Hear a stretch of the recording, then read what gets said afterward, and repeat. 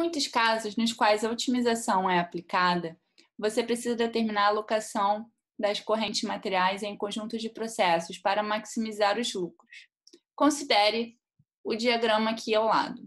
Cada produto, E, F e G, requer diferentes quantidades de reagentes de acordo com esta tabela aqui. Então, por exemplo, a corrente IE, ela precisa de 2/3 de massa aqui, quilogramas, do reagente A e 1/3 do reagente B, quilogramas de produto.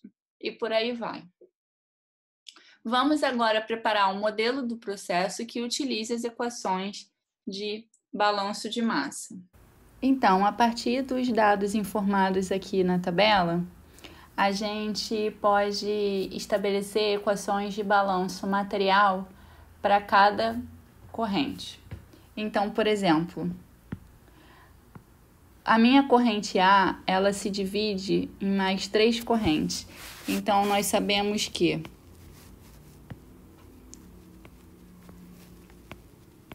X11 é igual a X1 mais X3 mais X5. Nós sabemos também que X12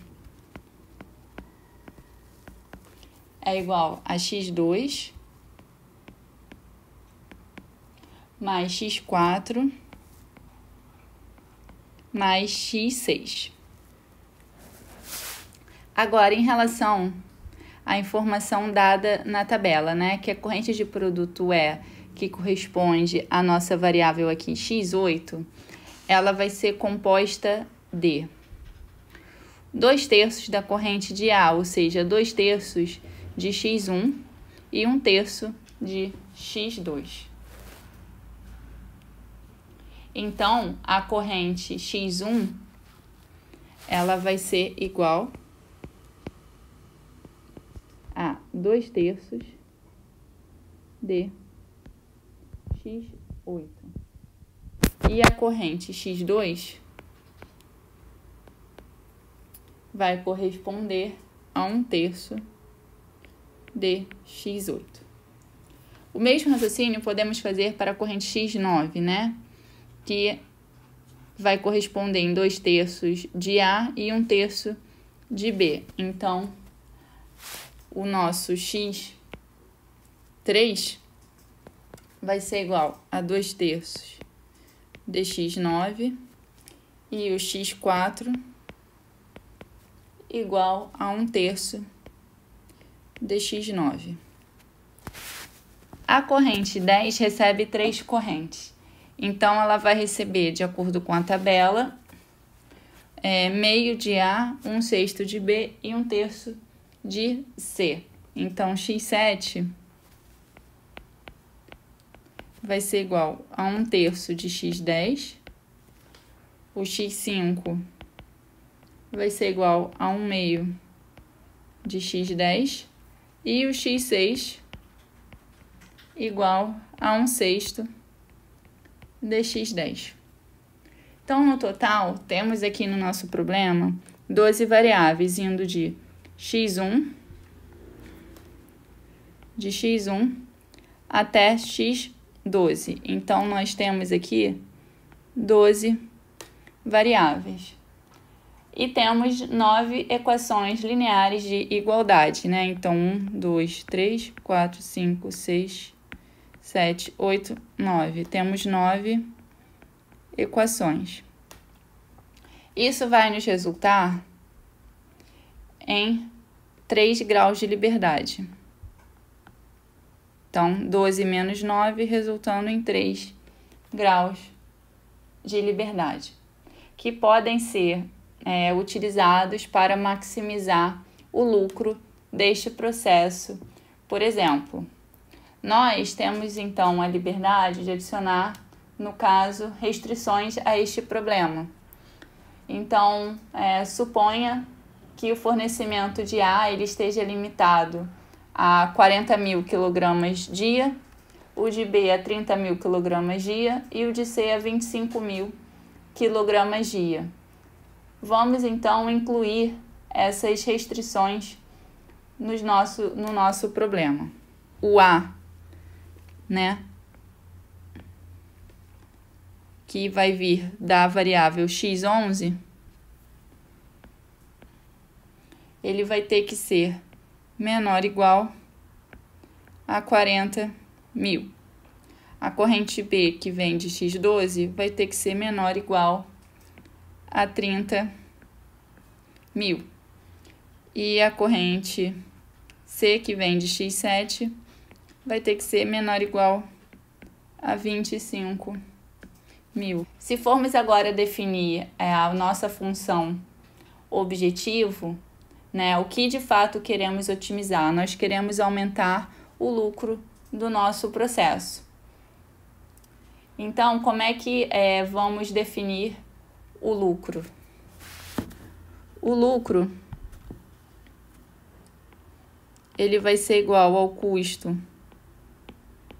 do produto menos o custo da matéria-prima menos o custo de processamento. Na verdade, isso aqui é um valor positivo, né? É o preço de venda dos produtos, né? Não é um custo, na verdade, é a venda do produto. Os custos são essas duas variáveis aqui, né? Então, que é o custo de matéria-prima e o custo do processamento, tá? Bom, aqui está apresentada agora as informações de custo das matérias-primas, de custo do processamento de cada produto e o preço de venda de cada produto. Matéria-prima. Então, vai ser igual a 0,015 de A, que vai vir da variável x11, mais 0,020 de B, que vem da variável x12,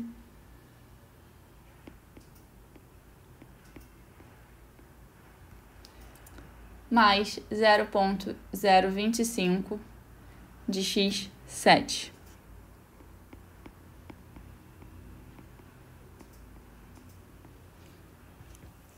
O custo do processamento,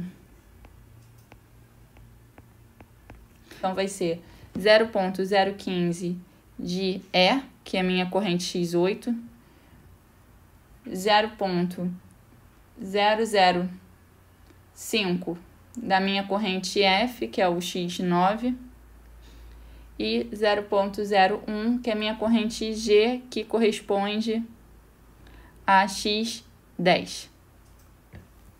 Então, vou escrever ele aqui.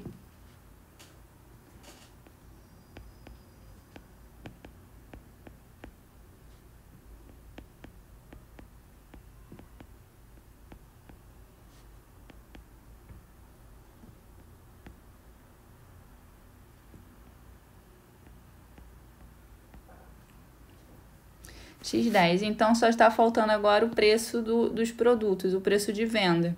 Então, eu vou pegar cada valor aqui que está mostrado na tabela e vou multiplicar pela corrente do meu produto.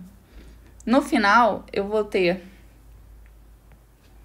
uma função de lucro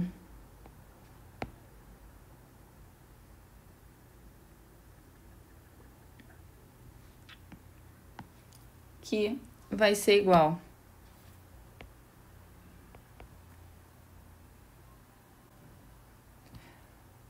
a 0,025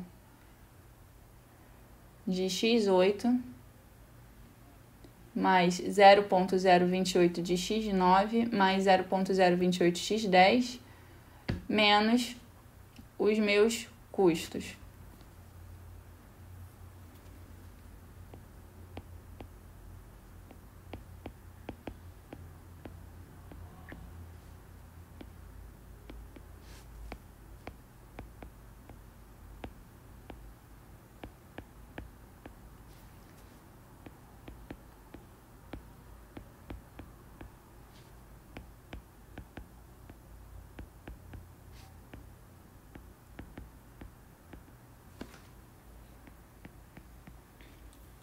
Então, o que acontece? Eu preciso maximizar a minha função lucro.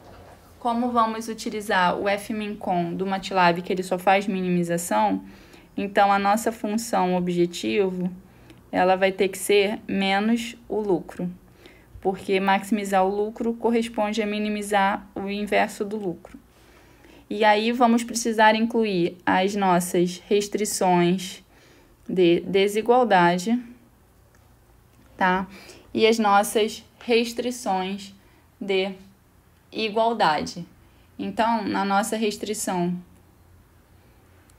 de igualdade, como é que a gente vai ter, na verdade, 3 restrições. Então, no caso, uma delas é essa daqui, no qual o x1 a gente pode substituir direto aqui por essa expressão, x3 por essa e o x5 por essa aqui. E a mesma coisa a gente faz para essa equação aqui. No final, a gente também tem que incluir essa restrição do x7. Então, vamos resultar com 3 restrições de igualdade e 3 restrições de desigualdade. Vamos agora programar isso no MATLAB.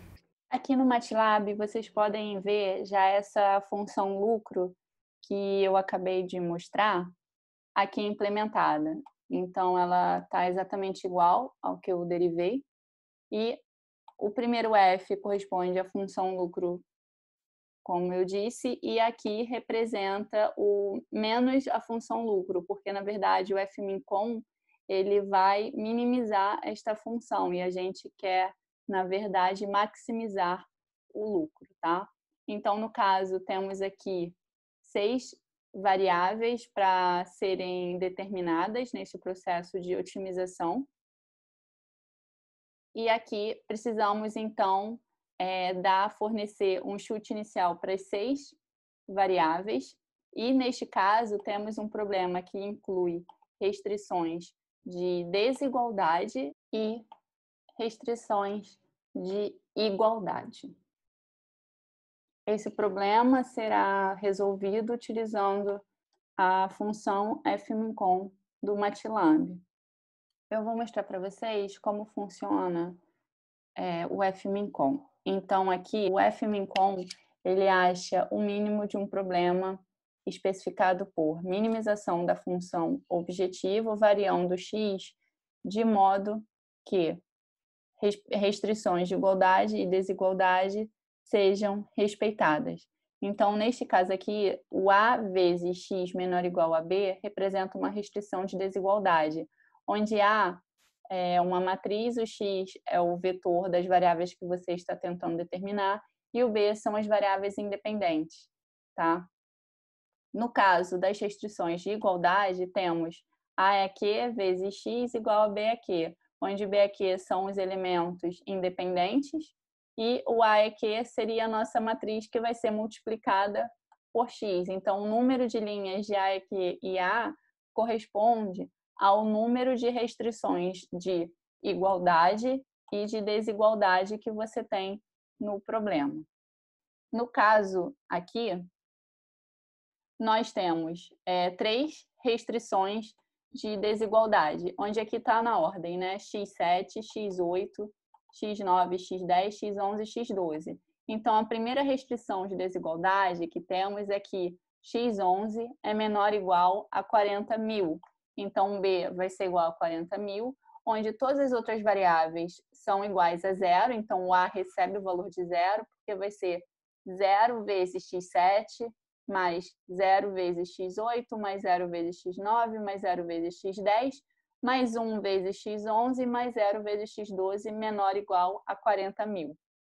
Seguindo este raciocínio, temos a nossa segunda restrição de desigualdade, na qual está dizendo aqui que x12 é menor ou igual a 30.000.